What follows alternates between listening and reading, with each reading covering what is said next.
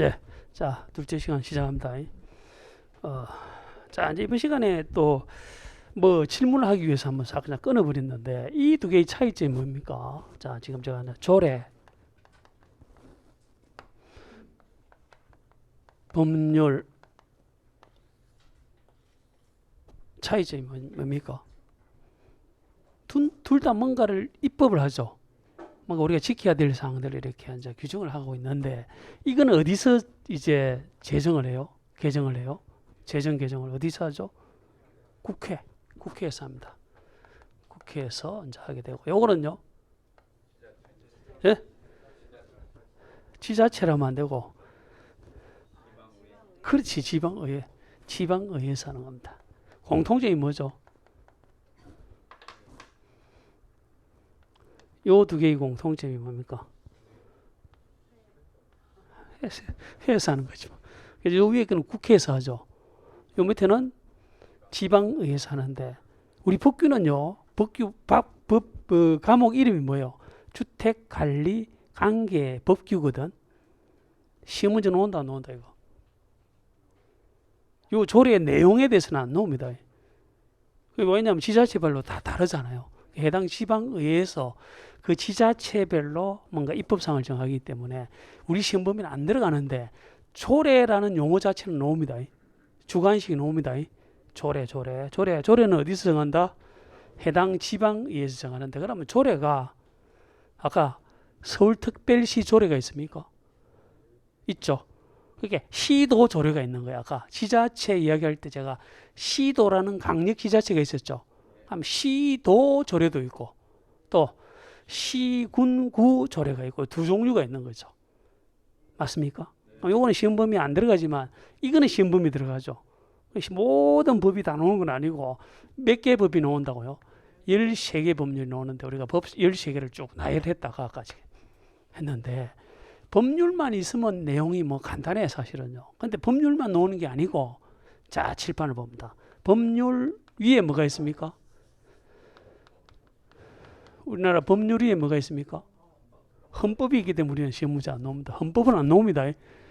근데 헌법의 어떤 이념을 구현하기 위해서 법이 엄청나게 많죠. 그 법 중에 13개 법률만 나오는데 법률은 어디서 정한다?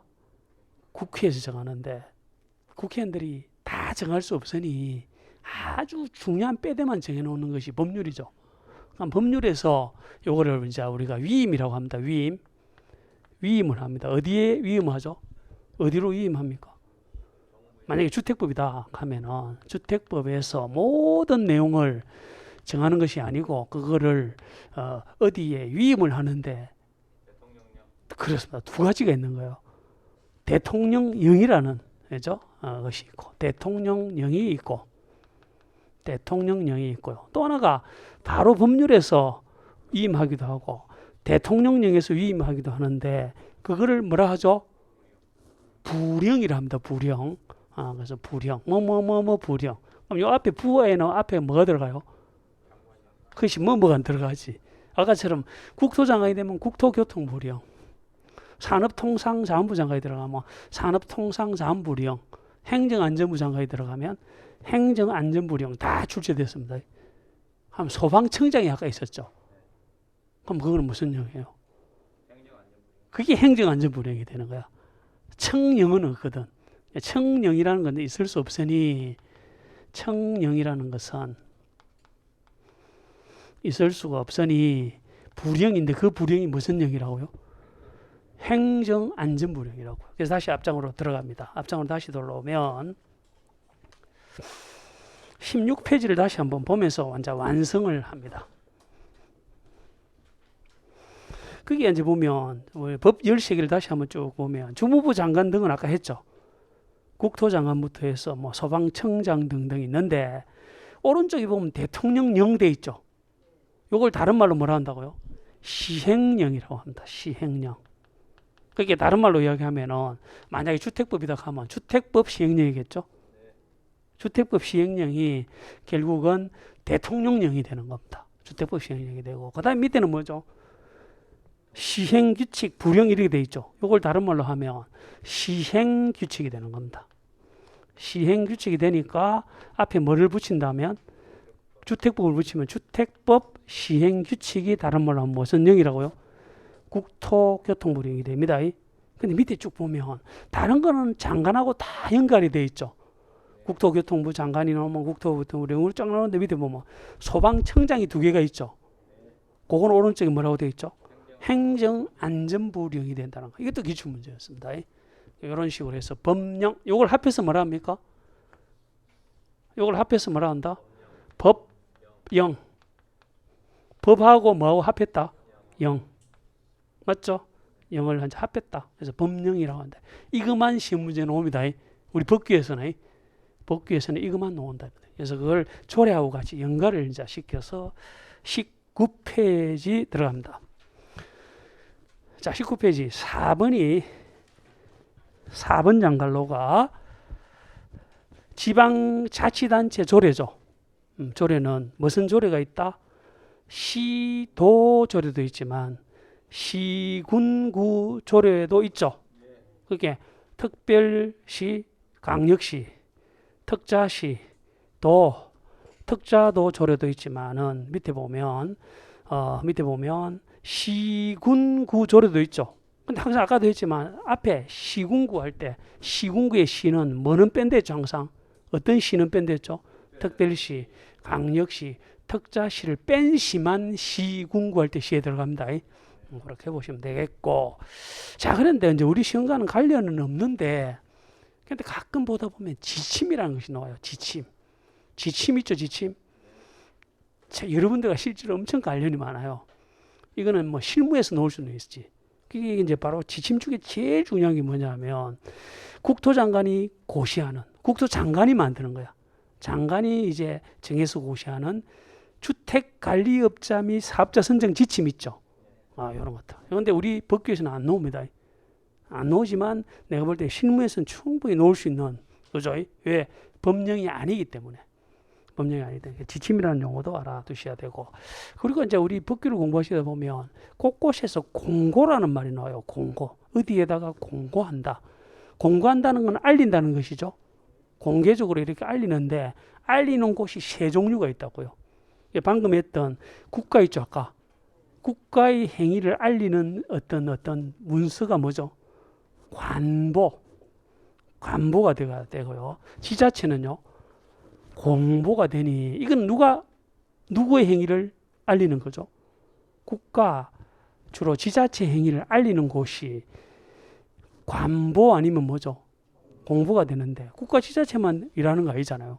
그럼 예를 들면 가장 대표적인 게 우리와 관련돼서는 뭐 한 3년 전에 주관식도 나왔지만, 입주자를 모집을 하죠.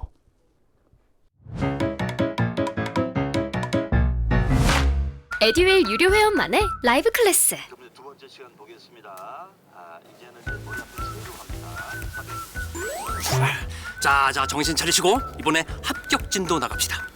누구세요? 전 애들 교수인데요. 제가 늘 가까이 있으니까 이번엔 합격. 집에서도 학원처럼 공부하는 혜택. 오직 에듀윌 유료 회원에게만. 에듀윌. 우와, 진짜 가까이 계시네요. 주택법에서요. 아마 입주자 모집 공고에 대해서는 승인을 받아야 되거든요. 승인 받은 내용을 어딘가에다가 알려. 우리 아파트가 지금 분양가가 얼마고 이런 거를 알린다고요. 어디에 알려요?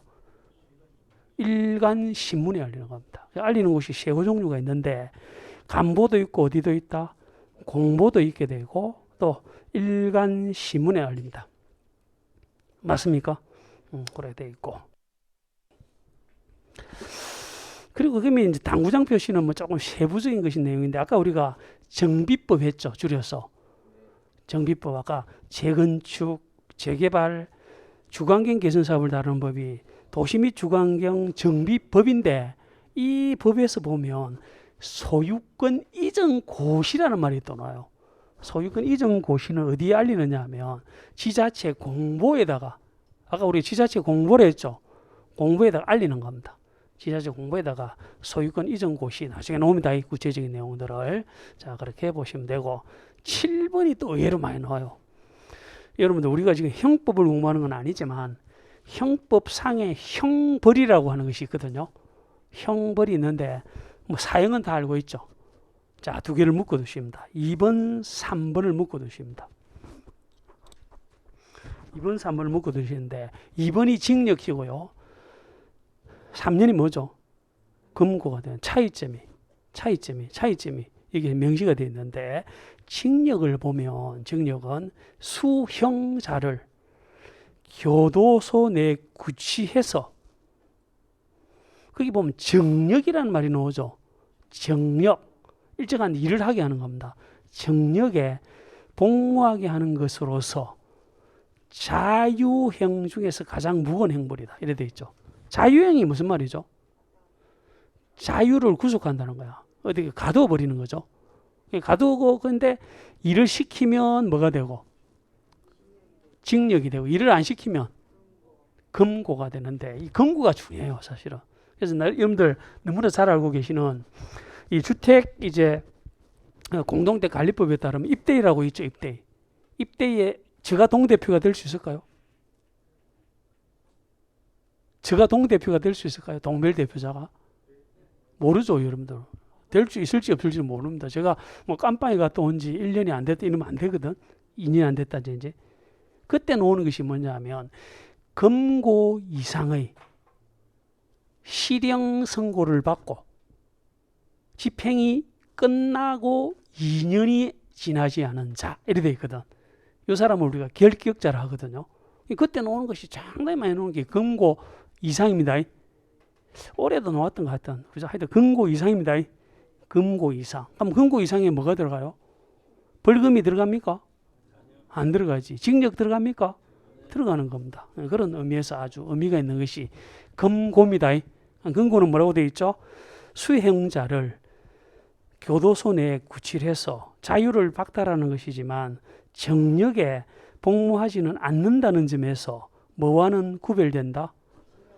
징역과 구별이 되는 겁니다. 그래서 금고 이상의 형 이런 말을 알아두셔야 돼요. 금고 밑에 뭐가 있죠? 이 벌금도 많이 나왔습니다. 또 똑같아. 입주자 대표회의에 제가 동대표가 될 수 없는 그런 케이스 중에 또 하나가 제가 이게 이제 올해 이제 개정이 돼가지고 오늘 출제될 줄 알았는데 출제가 안 됐거든요. 내년에 출제가 될 여지가 상당히 많은데 제가 벌금액 또 그 금액이 나올 거 아니에요. 그래서 과거에는 100만 원 이상의 벌금형 이렇게 되었었거든요. 내가 100만 원 이상의 벌금형을 선고받았어. 주택법을 어겼어. 그죠? 예. 그래서 이런 경우에 결격자가 된다고 했었는데 지금은 규제가 강화됐습니다. 벌금을 얼마를 받든 따지지 아니하고 벌금액만 선고받고 일정 기간이 안 지나면 저는 결격자가 됩니다. 그때 또 벌금형이 나오는 거야. 벌금형. 벌금형이 높다. 금고가 높다. 금고가 높죠. 높은 벌금. 그래서 그런 식으로 이제 벌금에 대해서 이제 보시면 되겠고 한 장을 넘깁니다. 그 다음에 뭐 자격 상실 이런 거는 뭐 시험 문제 거의 안 나옵니다. 그 다음에 8번, 9번 발표하시기 바라고요. 8번, 9번. 그래서 제가 이제 수업을 하다 보면 1년 동안 수업을 하다 보면요. 질문이 상당히 많이 나오는 질문이 뭐냐면 과태료하고 과징금의 차이가 뭡니까? 벌금하고 차이가 뭡니까? 이런 걸 질문을 많이 하거든요. 우리 행정부 시간이 아니기 때문에 자세한 건 몰라도 되지만 꼭 알아둬야 될 거는 과태료와 과징금의 차이점입니다. 그럼 우선 방금 했던 벌금하고의 차이점은 벌금이 엄청 엄한 겁니까? 과징금이 엄한 겁니까? 둘 중에 하나 따지면. 벌금은요, 형벌입니다. 전과자입니다. 전과자가 되는데 지금부터 하게 될 과징금이나 과태료 같은 것을 형벌이라고 안 해요. 그냥 행정처분입니다. 처분에 불과한데 그러면 과태료와 과징금의 차이를 딱 할 때 어떻게 보면 엄청 쉬워요. 무조건 이렇게 합시다. 물론 예외는 있지만 무조건 우리는 지금은 기초과정에서는 과징금은 뭐에 가름하여야 합니다. 뭐에 가름하여야 됩니다. 저를 보십니다. 여러분 이제 우리 뭐 좀 어느 정도 공부하신 분도 있고 하기 때문에 한번 말씀드리는데 여러분 혹시 주택관리업자 들어봤습니까? 주택관리업자. 이 주택관리업자는 등록을 해야 되거든요. 전문가. 주택관리사로서 이제 이런 사람들이 등록을 해서 주택관리업자가 되는데 이자가 법을 어겼을 때 일종의 벌칙은 아니고요. 행정처분을 하게 되는데 처분 중에 제일 이제 엄한 처분이 등록의 말소입니다. 등록은 말소인데 이거보다 조금 약한 어떤 처분 중에 하나가 영업 정지입니다. 근데 자, 여러분 생각해 봅시다. 상식적으로 제가 아까 우리가 의무관리를 말씀드렸죠. 어느 아파트 단지가 여기 있습니다. 여기에 단지가 있는데 이게 이제 규모가 한 300세대가 정도 되면은 300세대 정도가 되면 요거 혹시 의무관리입니까? 의무관리 맞죠? 300세대 의무관리가 되니까 아까도 했지만 적어도 자치관리 아니면 위탁관리 해야 되죠. 적어도 자치관리 아니면 위탁관리 해야 되는데 자치관리를 만약에 선택했다 입주자 등이 결정했다 하면은 뭐를 구성해야 돼요? 예? 아니 자치관리를 선택했다 하게 되면 이때는 당연히 구성이 되는 거야. 나중에 한 자겠지만 의무관리는요 반드시 뭐를 구성해야 돼? 입주자 대표에는 당연히 구성이 되어야 되는 건데 나아가서 의무관리로서 입주자 등이 관리방법을 결정했거든요. 올해 출제됐습니다. 관리방법을 결정했는데 그것이 자치관리다. 우리 아파트는 자치관리하자 하게 되면 뭐를 구성해야 돼요? 관리업체라면 안 되고 자치관리기구를 구성해야 되는 거야. 뭐를 구성한다? 자치관리기구를 구성해야 됩니다. 그 대표자가 누구죠? 녹화된 강의는 나중에 몰아듣게 되더라고요. 라이브 클래스 같은 경우는 학원 스케줄에 맞춰서 꼭 들어야 하니까 공부도 미루지 않게 되고 학원에 가 있는 느낌이 들더라고요. 집에서도 생생한 강의 현장을 느끼고 싶다면 라이브 클래스가 딱인 것 같아요. 관리사무소장 출제 한 6번 나왔습니다. 다시 의무관리 대상이죠. 이거 의무관리 대상인데 자치관리를 하기로 결정됐다 하면 뭘 구성해야 된다? 자치관리기구를 구성하는데 항상 단체는 대표가 있습니다. 대표자가 누구죠? 관리사무소장이 되거든요. 그 사람을 우리가 관리주체라고 그래. 이해되시죠? 근데 이번에는요. 요 주택단지에서는 입주자 등이 위탁관리를 하기로 결정했다. 그럼 누구를 선정하죠? 정확한 이름을 알아야 되죠. 그걸 우리가 주택관리업자를 한다고요. 자격 있는 주택관리업자를 이렇게 선정을 한다고요. 선정을 했죠. 다시 의무관리로서 만약에 위탁관리를 하기로 이제 정해졌다면 입주자 대표회의가 구성이 되어 있는데 그 자가 이제 일정한 방식에 따라서 누구를 선정한다고요? 주택관리업자를 선정을 해요. 근데 이 사람이 등록을 하는데 법을 엄청나게 읽어버렸다 하면 등록이 말소가 돼요. 말소를 시켜야 되는데 좀만가 위반이가 조금 경미할 때는 영업을 뭐 한다? 정지를 해요. 1년 이내 기간 동안에. 영업 정지를 하면 누가 현실적으로는 좀 뭔가 불이익을 당해요? 이 정말 중요한 겁니다. 관리사무소장 말고 누구죠? 입주자 등이 불이익을 당하지. 입주자 등이 아까 했죠. 우리 아파트는 위탁관리를 하자 해서 이 사람이 전문가라 생각해서 이 사람한테 맡겨놨는데 이 사람이 잘못해가지고 만약 영업정지 6개월을 먹었다. 6개월 동안에 관리를 하는 사람이 없죠. 그럼 관리가 엉망이 될 거 아니에요. 이걸 막을 필요가 있다는 뜻이지. 아무리 이 사람이 잘못했어도 영업정지를 원래는 부과해야 되는데 영업정지를 부과하는 순간 실질적으로 누가 손해를 본다고요? 방금 했지만 입주자 등이 관리에 공백이 생기니까 불이익을 당하죠.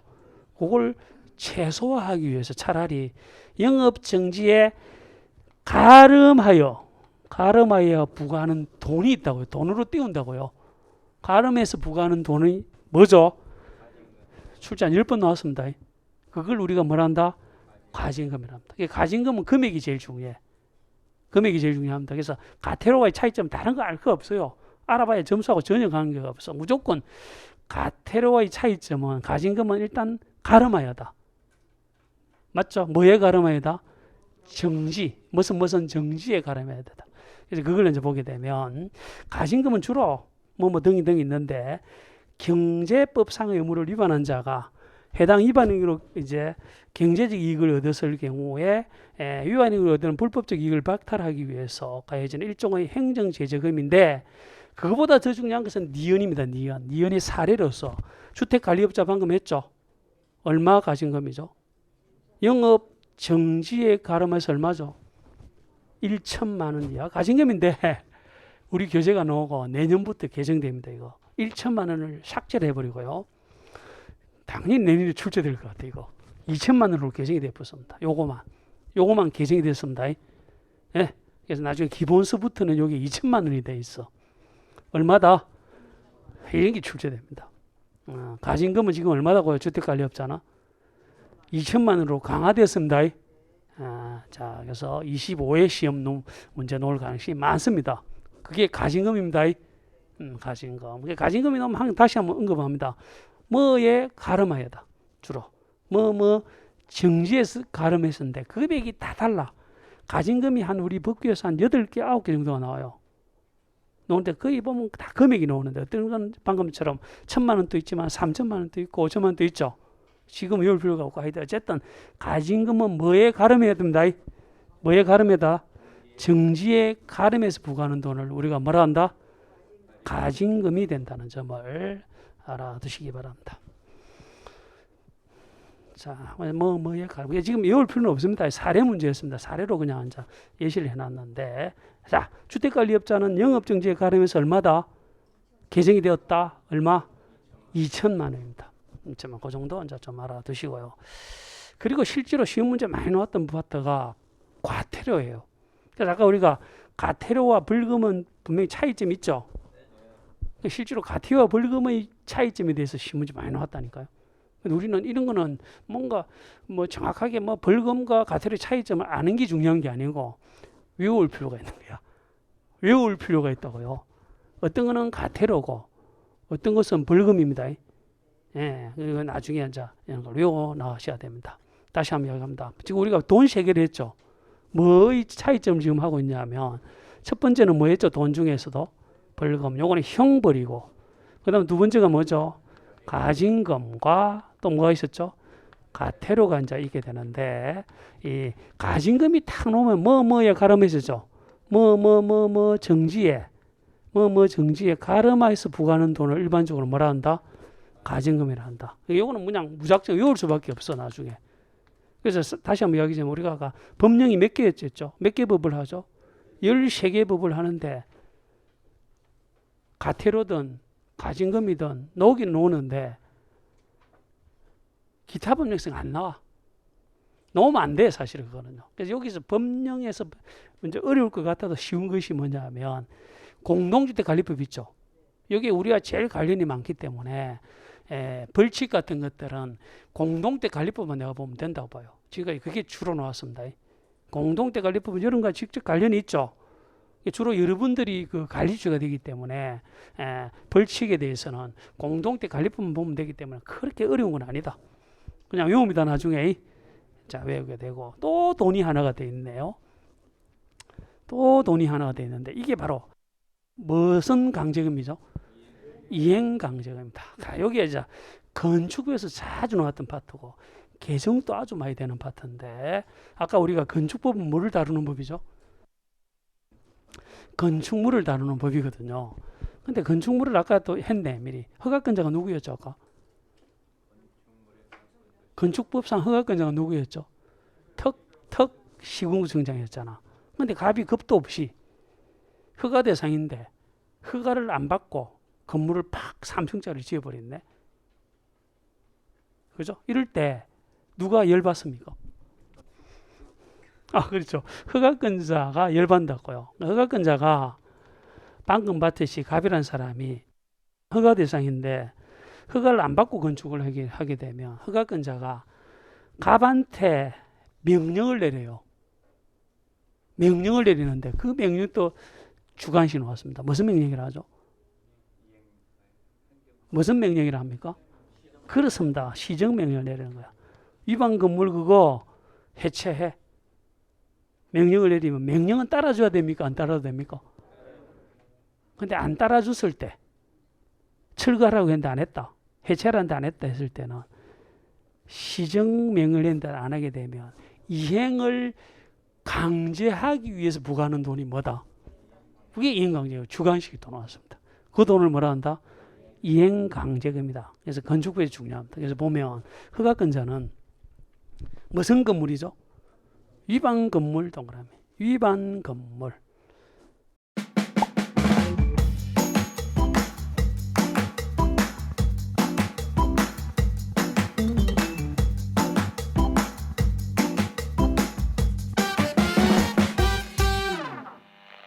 건물.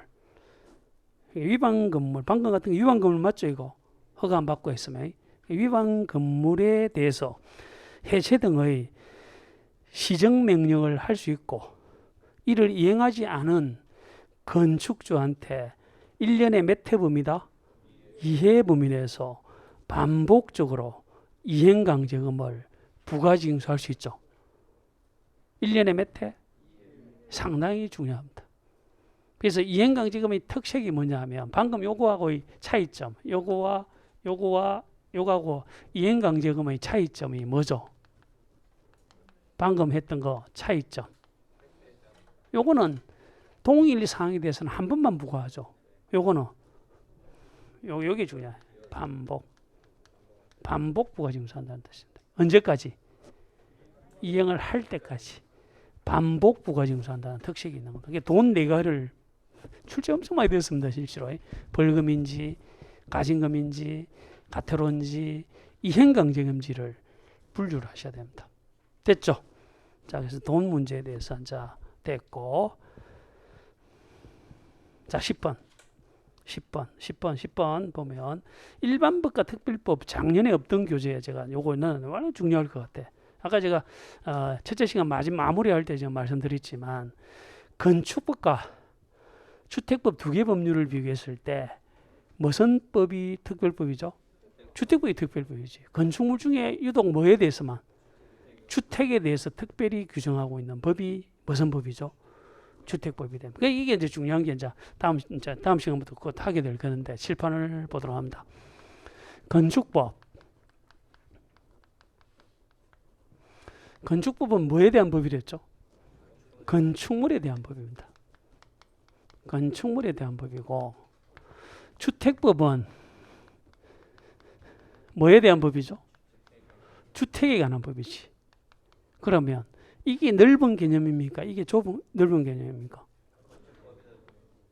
건축물은요, 건축부에서 거의 매년 한 번씩 나오는 게 뭐냐면 건축물마다 다 뭐가 있다고요? 용도가 있어요. 건축물마다 다 뭐가 있다고요? 용도가 있는데 이 용도를 29개 용도로 나뉜다니까요. 29개 용도로 나뉜데 그 용도 29개 중에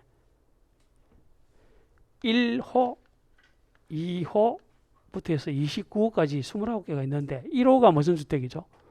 단독주택이 되고요. 2호가 뭐죠?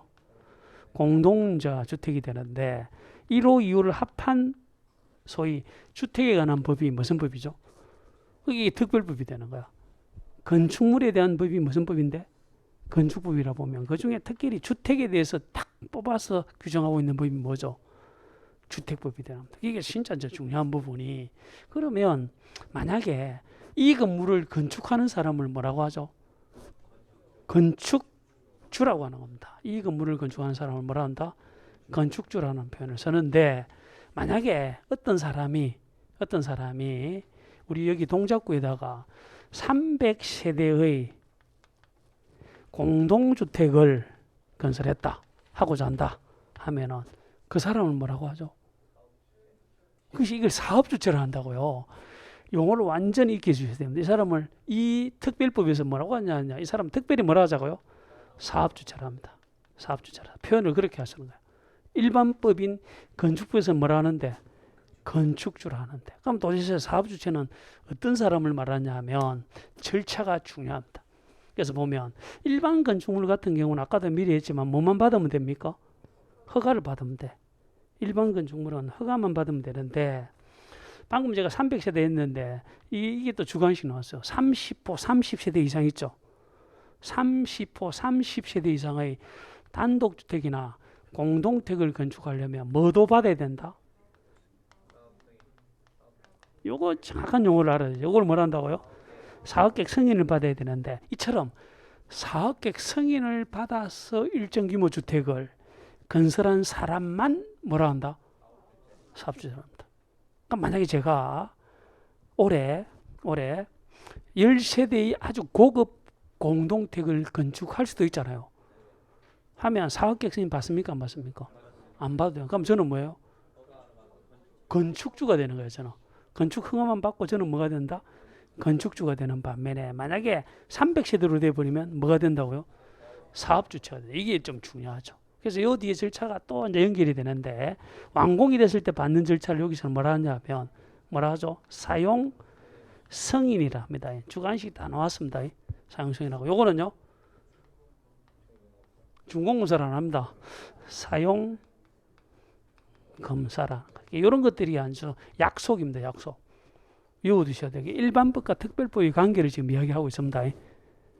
시험 범위에서 이게 다 그래서 건축 이제 주가 허가를 누구한테 받냐면 허가권자가 또 누군지를 알아야 되잖아. 이미 아마 했죠 아까. 누구였죠 허가권자는? 턱턱 시공구청장이 되지. 그럼 나중에는 뭐 사용 승인은 누구한테 받으며 사업계획 승인 누구한테 받으며 이런 걸 우리가 나중에 기본 과정에서 철저히 현재 하는 겁니다. 곧이어서 할 겁니다 이거. 주택법에 대해서는 뭐 곧이어서 볼 겁니다. 자 그런 식으로 보면 된다. 그래서 일반법과 특별법이 상당히 이제 중요한 거예요. 자 그다음 2번입니다. 2번. 아까도 했지만 2번 동그라미에서 10번의 2번 동그라미에서 주택법하고 임대주택 두 개 법하고 어린이 특별법이죠. 그렇죠. 임대주택법이 특별법이죠. 다시 말하면 주택법은 분양주택이든 임대주택이든 다 규정을 하고 있는 법이지만 특별히 임대주택법 두 개를 새로 만들었죠. 그게 이름에도 특별법이 나와 있죠. 지금 정확한 이름이 뭐죠? 민간 임대주택에 관한 특별법하고 무슨 법? 공공주택 특별법이 되는 겁니다.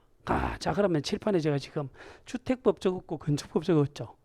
그럼 이 두 개 법하고 아까 우리가 했던 재건축을 다루는 도시 및 주거환경정비법 어떤 게 특별법이에요?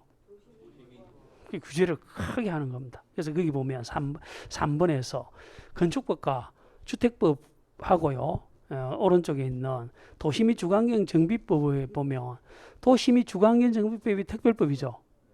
특별히 규제를 더하는 법입니다. 상당히 이제 중요한데 여기를 나중에 이제 할 때 적습니다. 정비법은 여기 절차가 달라요. 다른 절차는 그때 가서 합니다. 그렇게 해보시고 그 다음에 이제 4번을 좀 발표하시기 바랍니다. 우리와 직접적인 관련이 있는데 집합건물법 있죠.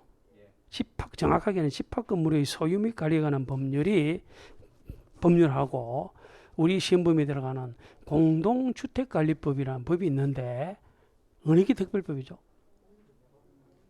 공동주택관리법이 특별법이에요. 왜 그래요?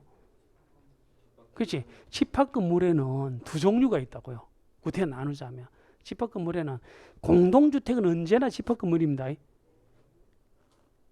공동주택은 언제나 집합건물이라고요. 그래서 공동주택이라는 집합건물도 있지만 이런 건물도 집합건물이죠. 이 건물도 집합건물이 될 수도 있잖아요. 그거를 다루는 법이 집합건물법이에요. 그중에 특별히 공동주택만 딱 떼가지고 관리에 대한 법이 만들어졌는데 그 법이 이름이 뭐라고요? 공동주택관리법이 되다 보니 당연히 공동주택관리법이 특별법이 되는 겁니다. 지금 이제 해놓은 게 여기 좋을 것 같은데 여러분들 뭔가 건물과 관련된 건축과 관련돼서 뭔가 분쟁이 있을 때 이걸 해결해 주는 분쟁조정위원회가 있거든요. 네? 다시 봅니다. 자 보면 자 이렇게 한번 해봅시다. 공동택에 대해서 공동택을 건설한 사람이 아까 뭐랬죠? 사업주체죠. 이런 식으로 요 사업주체가 공동택을 좀 잘못 만들었네. 그래가지고 하자가 발생했다고요. 하자 아시죠? 하자가 발생했는데 사업주체 입장에서는 하자가 아니라 그러고 입주자 측에서는 그 하자라고 그랬을 때 이것에 대한 분쟁을 해결해 주는 위원회가 무슨 위원회죠? 이게 나중에 보면 전문적으로 하자 심사 분쟁 조정 위원회거든요. 맞습니까? 이게 나중에 보면 하자 심사 분쟁 조정이라고 이해되십니까? 자, 그런데 이 건물에 대해서도 마찬가지죠. 이 건물이 집합 건물이라고 합시다. 그럼 집합 건물에 대해서 막 건설한 사람 우리가 분양자를 하거든요. 분양자가 이 집합 건물을 잘못 만들어 가지고 하자가 발생할 수 있죠. 그 분쟁은 어디서 해결해 주죠? 그 분쟁이 있을 수도 있죠. 똑같은 하자 분쟁이야. 아까는 공동주택이 하자가 발생한 거고 지금은 집합 건물에 대해서 분쟁이 발생했다고. 그건 어디서 다뤄요? 집합 건물 분쟁 조정에서 다루거든. 맞죠? 그런 식으로 알아두셔야 되는 거야. 특별법과 일반법과 함께는 정말 의미가 있습니다. 첫째 시간이지만 다시 한번 이야기하자면 똑같은 분쟁이야. 하자 분쟁이지만 그냥 일반 집합 건물에 대한 분쟁은 어디서 다루고 집합 건물 분쟁 조정에 다루지만 집합 건물 중에서도 공동주택 있죠. 공동주택도 집합 건물이잖아요. 그래서 집합 건물인 공동주택에 대한 하자 분쟁은 특별히 어디서 다루라고? 하자 심사 분쟁 조정에 다루라고 되어 있는 거죠. 이게 바로 특별법과 일반법의 어떤 비교입니다. 자, 그렇게 보시면 되겠고. 자, 그 다음에 뭐 상대평가 요거에 대해서는 자, 됐고, 요까지 하고요. 이제 다음 시간부터는 본격적으로 이제 주택법 들어갑니다. 하는 데까지 합시다. 주택법은 다음 시간에 합니다.